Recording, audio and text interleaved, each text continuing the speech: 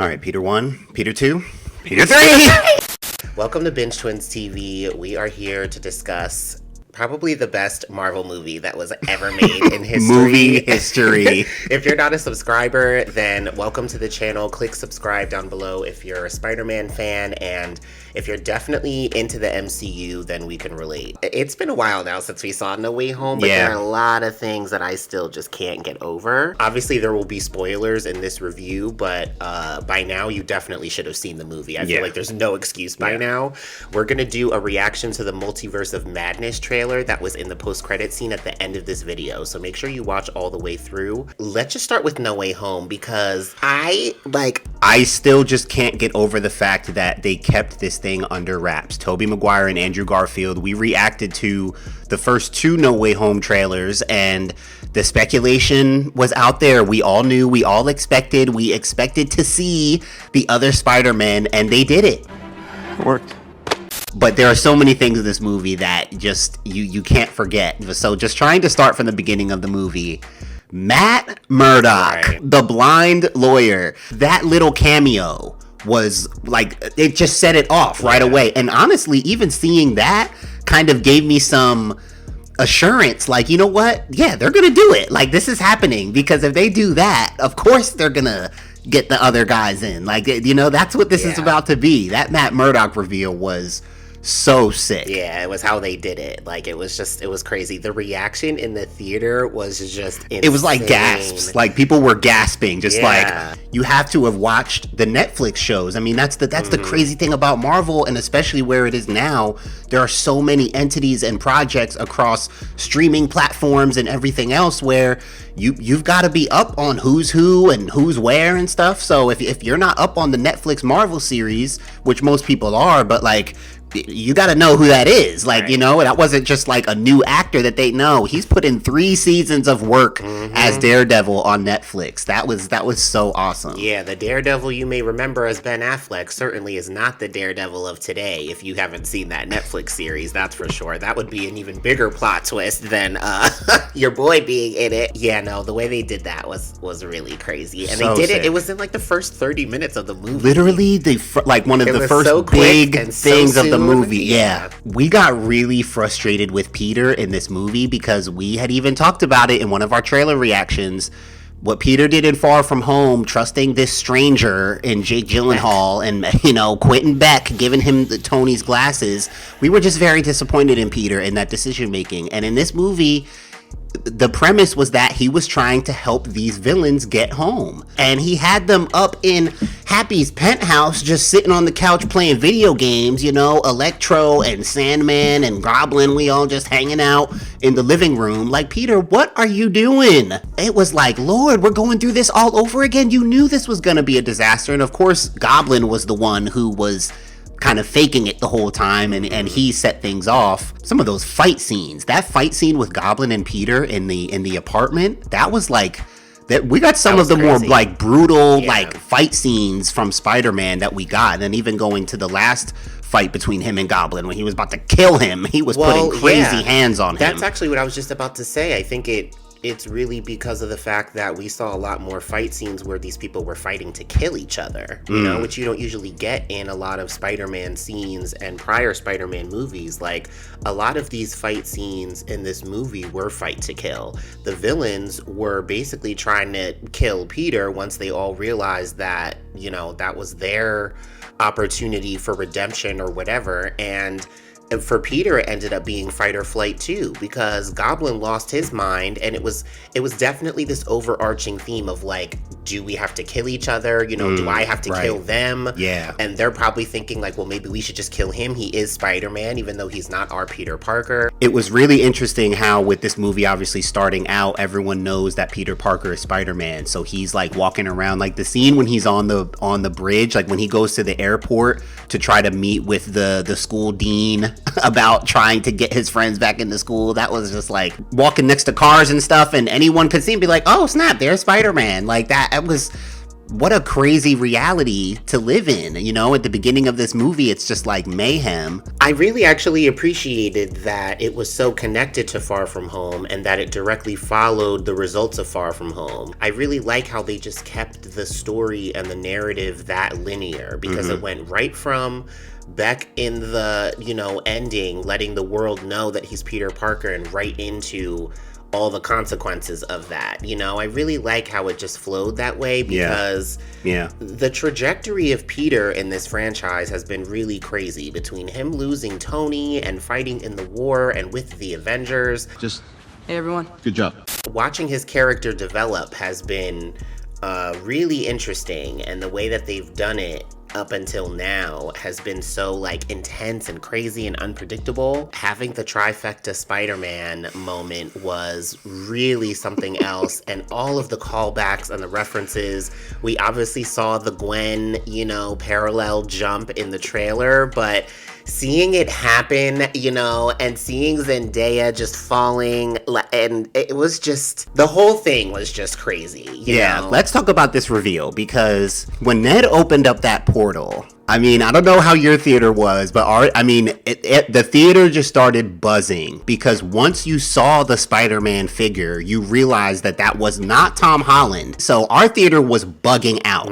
Everyone was bugging out. He started talking before he took the mask off, so you would have heard his voice to confirm that was him, but our theater was going so nuts that it wasn't until he ripped it off and then everybody just went absolutely crazy. Watching him run even, I was like, that's not Tom Holland running like that, clearly. He is standing there talking, and he has a few lines with the mask on, and for a quick second I was like, I know they're not gonna make this dude just stay in the mask the whole time and make us assume that it's some other Spider-Man. He needs to take the mask off. Right. It was wild, and Andrew Garfield as Spider-Man was everything. He was great. We had a new Spider-Man for years now. It's been Tom Holland. Yeah. He's an Avenger. No other Spider-Man became that before. So, Tom Holland has become really the pedestal.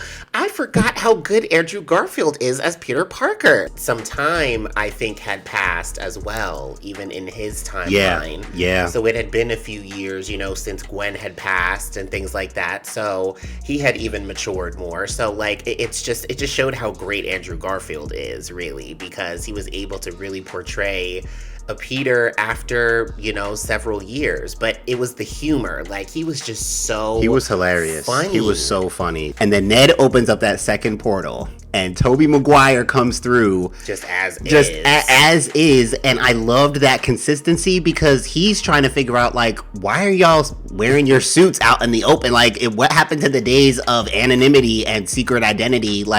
And I was even thinking, when they were in the lab getting ready for the fight and stuff, I'm like, Tobey, get your suit on. What are you doing? And he's like, I'm like, okay, you're an Avenger? That's great. What is that? You're in the Avengers? Wow, that sounds... I've never been an Avenger. I don't know nothing about no avenging. What is that? It sounds great, I actually now realize I appreciate that they kept the movie focused on Spider-Man, because I was starting to think it would really be Peter and Doctor Strange really working together on these villains, which they did for a time, but then Peter kind of took Strange out, which was kind of crazy. How crazy was that when he figured out the mirror dimension? Oh wait, this is just math. That scene was crazy. Yeah, and Doctor Strange actually learned how powerful Spider-Man really is. Yeah, I kind of learned how powerful Spider-Man is, because when he took Strange down, he took him out of the game until the last scene, really, and then he performs this big spell. But I like that they did that, because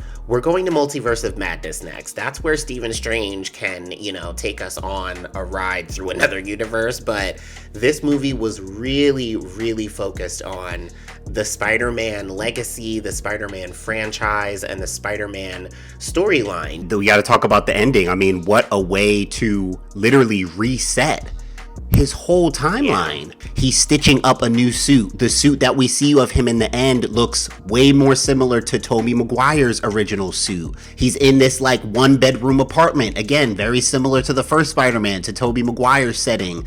Aunt May is gone now. So he's literally by himself. No one knows he's Spider-Man anymore. It's literally a resetting of his whole timeline, which makes me so fascinated for his next few solo Spider-Man movies, he's got a fresh slate basically in New York City. Yeah, everything is no different more for homecoming Spider-Man. and school dances. Like, that stuff is over. That stuff is done. In the comics, Ned is the Hobgoblin. So now that Ned has no idea who Peter is, even they're not best friends anymore, that opens up a new, probably his new goblin in this new timeline. Like, so many things are gonna be so different, like the feel of it. I can't wait to see what it looks like going forward. What on earth is he really gonna be doing? Honestly, I feel like he's gonna try to make just a regular nondescript life for himself. He might do some Spidey things here or there. He might not be Spider-Man at all for a little bit. I feel like he's gonna actually be Peter Parker or whoever he calls himself and try to just do the normal life thing for a little bit. And then, inevitably something big will happen. Right. He's going to have to come back. Yeah. But I think this is going to be his time to, just live. Yeah, try to live. Yeah. Next up is Multiverse of Madness. This is where we're at in Phase 4. Doctor Strange, Wanda, there is a whole... there's just a whole nother storyline just awaiting us in the Phase 4 now.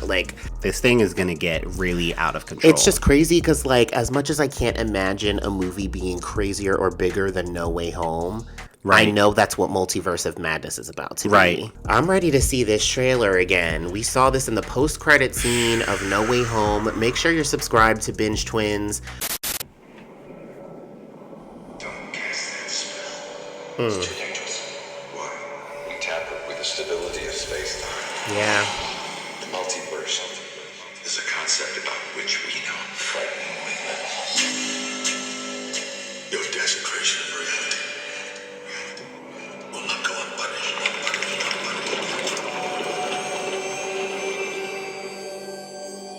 It was the only way.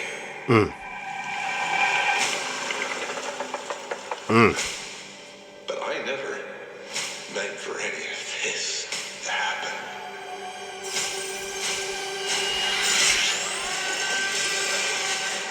Whoa. Did you see the shield, the star on the back of that jean jacket? We're not ready for any of this. Whoa. The garden. Wanda's in the garden. Right. Wanda. All I knew sooner or later you'd show up. I made mistakes, and people were hurt. I'm not here to talk about Westview. Then what are you here for? I need your help. Yeah, same. Guess what? What do you know about the multiverse? There are bigger things at play.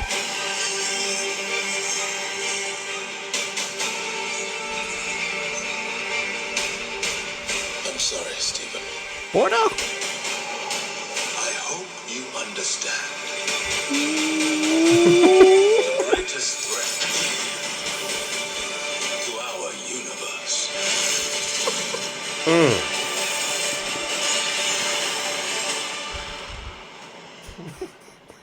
is you. Things just got out of hand.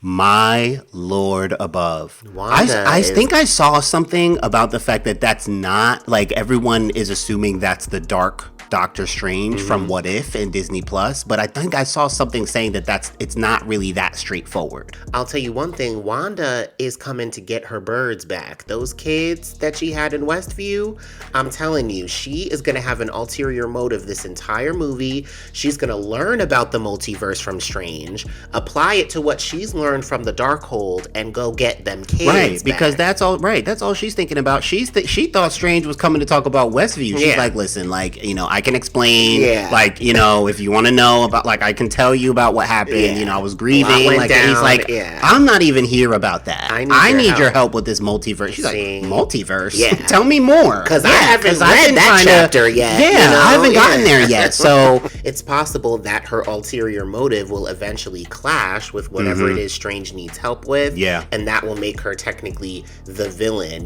going against his plan. If you haven't seen our fight trailer, Wanda versus Jean, seen Oh, the yeah. Scarlet Witch Go versus the watch Dark that right Phoenix, now. that is a very intense video that I think you'd appreciate if you're fans of either one of those characters. But Wanda Maximoff is everything. They've introduced this concept of variants from Loki and Kang the Conqueror. Who knows what variants could show up in this movie and in future movies? Who all else could be showing up? There's rumors about the X-Men. This could be reintroducing the X-Men or bringing in some people from the X-Men in this movie. Anything is fair game now, you know, but I'm definitely feeling like a Kang the Conqueror reveal is coming soon. The post-credit scene in Multiverse of Madness is going to be crazy. Right. Like this video if you liked our reaction. Go in the comments and let us know your thoughts on No Way Home, the Multiverse of Madness. See, Doctor Strange really is dangerous, just like Bordeaux told him. You know, the greatest threat to the universe is you. Right. You just be doing too much. Right.